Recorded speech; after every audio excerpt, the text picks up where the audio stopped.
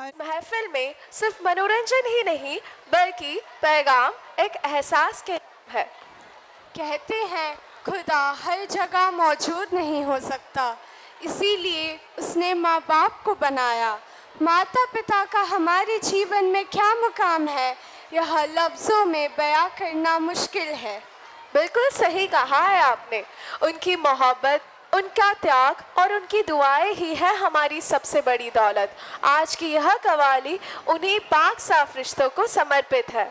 The stage now transforms into a musical महफिल, presenting the soulful and colorful Qawwali dance with claps, tunes and magic. Here they are.